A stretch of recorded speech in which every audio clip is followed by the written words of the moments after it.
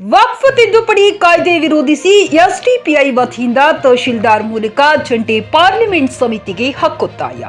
ಬೀದರ್ ಜಿಲ್ಲೆಯ ಹುಮನಾಬಾದ್ ಪಟ್ಟಣದ ತಹಶೀಲ್ದಾರ್ ಕಚೇರಿ ಆವರಣದಲ್ಲಿ ಜಿಲ್ಲಾ ಎಸ್ಡಿಪಿಐ ಪಕ್ಷದ ವತಿಯಿಂದ ವಕ್ಫ್ 2024 ಬಿಲ್ ಆಕ್ಷೇಪಿಸಿ ಭಿತ್ತಿ ಪತ್ರ ಪ್ರದರ್ಶಿಸಿ ಕೇಂದ್ರ ಸರ್ಕಾರದ ವಿರುದ್ಧ ಘೋಷಣೆ ಕೂಗಿ ವಿರೋಧ ವ್ಯಕ್ತಪಡಿಸಿದರು.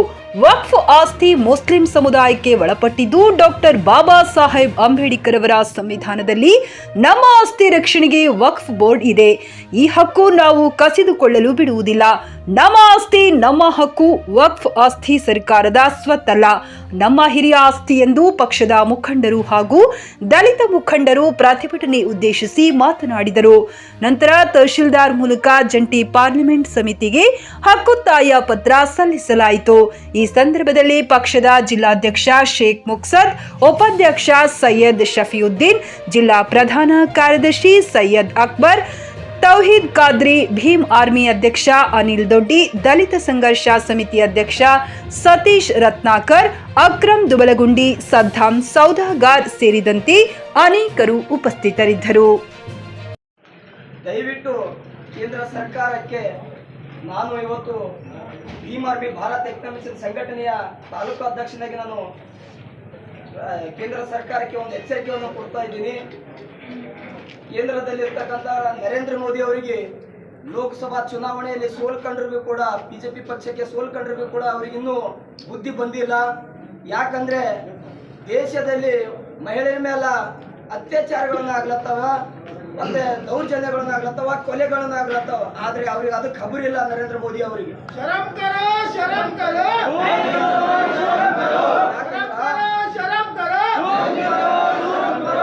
ಯಾವಾಗ ನರೇಂದ್ರ ಮೋದಿ ಅವರು ಕೇಂದ್ರದಾಗ ಆಡಳಿತ ಮಾಡಕ್ ಬಂದ್ರು, ಅವಾಗ ದೇಶದಲ್ಲಿ ಮತ್ತು ಬೇರೆ ಬೇರೆ ಕಡೆ ಎಲ್ಲ ಮುಸ್ಲಿಮರಿಗೇನು ಮತ್ತು ದಲಿತರಿಗೂ ಟಾರ್ಗೆಟ್ ಮಾಡ್ತಕ್ಕಂಥ ಯಾವ್ದಾದ್ರು ಜಾತಿವಾದಿ ಪಕ್ಷ ಇದೆ ಅಂದ್ರೆ ಅದು ಬಿಜೆಪಿ ಪಕ್ಷ.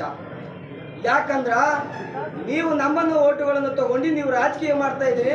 ಆದ್ರೆ ಇವತ್ತು ವಕ್ಫ್ ಬೋರ್ಡ್ ಅನ್ನು ತಾವೇನು ದಿಲ್ಲಿ ಪಾರ್ಲಿಮೆಂಟ್ದಲ್ಲಿ ತಾವೇನು ಇವತ್ತು ಮೊನ್ನೆ ಏನು ತಾವು ಜಾರಿ ಮಾಡಿದ್ರಿ ನಮ್ಮ ಮಾನ್ಯ ನರೇಂದ್ರ ಮೋದಿ ಅವರೇ ಮತ್ತು ಅಮಿತ್ ಶಾ ಅವರೇ, ತಾವು ಇದು ಕೂಡಲೇ ವಾಪಸ್ ತಗೊಂಬಂದೆ ಹೋದಲ್ಲಿ ತಮ್ಮ ವಿರುದ್ಧವಾಗಿ ಇವತ್ತು ಹುಮನಾಬಾದ್ನಲ್ಲಿ ಅಷ್ಟೇ ಪ್ರತಿಭಟನೆಯನ್ನು ನಾವಿವತ್ತು ಶಾಂತಿಯುತವಾಗಿ ಮಾಡ್ತಾ ಇದ್ದೀವಿ.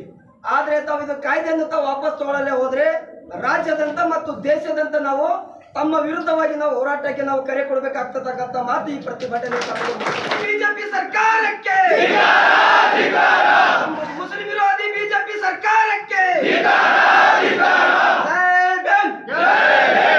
उनको दे सकता है, वो गवर्नमेंट ऑफ सरकार होगी, सरकार के अंदर चलेगी. ऐसा नहीं है. बाबा साहब भीमराव अंबेडकर का जो संविधान है, उस संविधान में ये बिल लाया गया था कि ये वक्फ की जो प्रॉपर्टी है उसको सिर्फ मुस्लिम कौम माइनॉरिटी के लिए रखा गया था. उसको ये मुसलमानों को परेशान करने के लिए एनडीए बीजेपी गवर्नमेंट ने ये बिल लाया है. और उसी तरह से बताता चलूं, जब हिंदुस्तान का पार्टीशन हुआ था उस टाइम पे जो लोग यहाँ से छोड़कर दूसरी कंट्री गए थे, वो कंट्री छोड़कर जाते वक्त जो प्रॉपर्टी बची थी उनकी, वो पूरी प्रॉपर्टी वक्फ को डोनेट की गई थी अल्लाह के नाम पर. आज वही प्रॉपर्टी को वापस रिकॉर्ड निकालकर उसको गवर्नमेंट अपने अंडर लेने की कोशिश कर रही है. हिंदुस्तान में अगर तीसरी सबसे बड़ी कोई प्रॉपर्टी है, फर्स्ट है रेलवे, सेकंड है आर्मी, थर्ड है कोई है तो वो वक्फ की प्रॉपर्टी है. ये मुसलमानों को परेशान करने के लिए उनकी एक पर्सनल हर चीज में उनके मजहब के दखलंदाजी देने के लिए उनकी प्रॉपर्टी को नजर रखें, टोटल उनको कमजोर करने के लिए बिल लाया गया है. मैं उसी तरह से आपको बताता चलूं, यहाँ पर इंडिया में जरूरत है इस बिल के खिलाफ करने के लिए. बहुत सारे लोग इसके खिलाफ खड़े भी हैं और पार्लियामेंट में भी आवाज उठाए.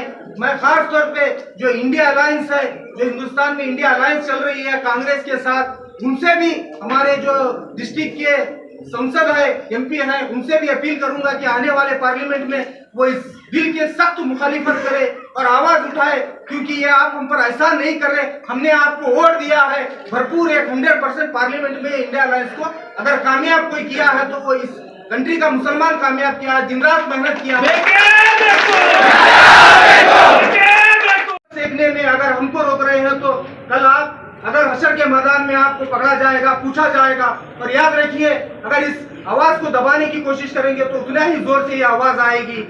और मैं इसी के साथ ये बात कहना चाहता हूँ कि अगर आप अपनी सियासत बचाने में अगर हमको रोक रहे हैं तो याद रखिए, बिल अगर पास होगा तो आपको भी जब मर जाएंगे तो आपकी खबर, अगर आपको दफनाना होगा तो आपको एक प्राइवेट प्लाट खरीद कर आपको दफनाने की नौबत आएगी। ये क्योंकि कब्रस्तान, मस्जिद, दरगाह, मुतवल्ली, इमाम, ये उलमा कराम और मुस्लिम कम्युनिटी के लीडर सब आकर इस बिल का अपोज करना है, आवाज उठाना है और इसको भरपूर तरीके से हिंदुस्तान लेवल पे आवाज उठाकर इसके खिलाफ कर इस बिल को रोकने की हम सब मिलकर कोशिश करेंगे इंशाल्लाह।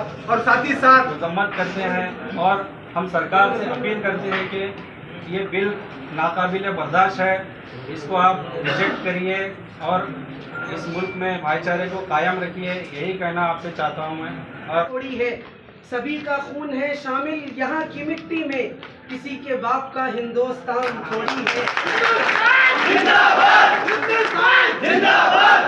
मस्जिद के लिए, दरगाह के लिए, खानकाहों के लिए, किसी भी दीनी इदारे के लिए वक्फ कर सकता है और उसकी इजाज़त है और करना है। लेकिन ये जो अमेंडमेंट बिल आया है इस वक्त में, अभी ये बिल बना है, चूंकि एतराज़ात करने वालों ने एतराज़ात किया, इसे एक्ट बनने नहीं दिया तो उन्होंने जेपीसी के हवाले कर दिया एक चालाकी और मक्कारी के साथ, और देखा कि मुसलमान कितना इसमें वोट करते हैं। वो वोट हमारा पहुँचेगा। हमारे पास मीज़ान का अमल होता है, गिन कर नहीं होता। हमारे हर वोट में वो ताकत है जो अल्लाह के नबी सल्लल्लाहु अलैहि वसल्लम ने फरमाया उहद पहाड़ के बराबर।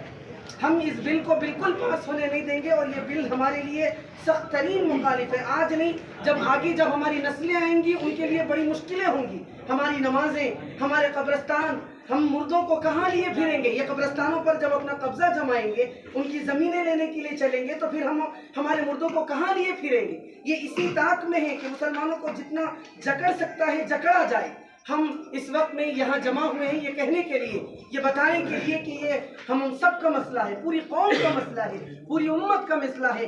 मेरा मकान जल रहा है तो ये न सोचें कि उसका जल रहा है मैं खामोश रहूं, ऐसा नहीं। आग के पीछे तेज हवा है, आगे मुकद्दर आपका है। उसके कत्ल पे मैं भी चुप था, मेरा नंबर अब आया। मेरे कत्ल पे आप भी चुप हैं, अगला नंबर आपका है। कभी भी ಮಕ್ಕಳ ಹೈಟೆಕ್ ಆಸ್ಪತ್ರೆ ಈಗ ಹುಮ್ನಾಬಾದ್ನಲ್ಲಿ. ಯಸ್, ಬೀದರ್ ಜಿಲ್ಲೆಯ ಜನರಿಗೆ ಈಗ ತನ್ನ ಮಕ್ಕಳ ಆರೋಗ್ಯದ ಬಗ್ಗೆ ಚಿಂತೆ ಬೇಡ. ನಿಮ್ಮ ಜಿಲ್ಲೆಯ ಹುಮ್ನಾಬಾದ್ನ ಗಗನ್ ಆಸ್ಪತ್ರೆಯಲ್ಲಿಯೇ ಎಲ್ಲ ತರಹದ ಚಿಕಿತ್ಸೆ ಲಭ್ಯ. ನಿಮ್ಮ ಮಕ್ಕಳ ಆರೋಗ್ಯ ಈಗ ನಮ್ಮ ಜವಾಬ್ದಾರಿ. ಇಲ್ಲಿ NICU 10 beds, PICU 6 beds, BPAP, ventilatory, central oxygen, ambulance, pharmacy, laboratory, vaccination, special ward, general ward ಸೇವೆಗಳು ಲಭ್ಯ.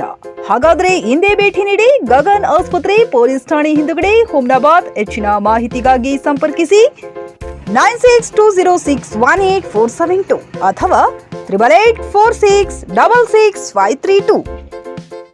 ಟಿವಿಎಸ್ ಕಂಪನಿಯ ತರತರಹದ ಮಾಡೆಲ್ ಬೈಕ್ ಖರೀದಿಸಲು ಯೋಚಿಸುತ್ತಿದ್ದರೆ SV ಟಿವಿಎಸ್ ಶೋರೂಮ್ ನಿಮಗಾಗಿ ತರುತ್ತಿದೆ ಹೊಸ ಮಾಡೆಲ್ಗಳ ಹೊಸ ಬೈಕ್ಗಳು. ಟಿವಿಎಸ್ನ ಎಲ್ಲಾ ತರಹದ ಬೈಕ್ಗಳು ಹಾಗೂ ಎಲ್ಲಾ ಬೈಕ್ಗಳ ಸರ್ವಿಸ್ ಹಾಗೂ ಅವುಗಳ ಸ್ಪೇರ್ ಪಾರ್ಟ್ಗಳು ಕೂಡ ಲಭ್ಯ. ಹಾಗಿದ್ರೆ ಹಿಂದೆ ಭೇಟಿ ನೀಡಿ. SV ಟಿವಿಎಸ್ ಶೋರೂಮ್ ಮಾಲೀಕರು Lokesh RJ, Bharat petrol bunk ಎದುರುಗಡೆ, ನಾಗಲಕ್ಷ್ಮಿ ದಾಬಾ ಹತ್ತಿರ, ಗುಲ್ಬರ್ಗಾ ರೋಡ್, ಹುಮ್ನಾಬಾದ್.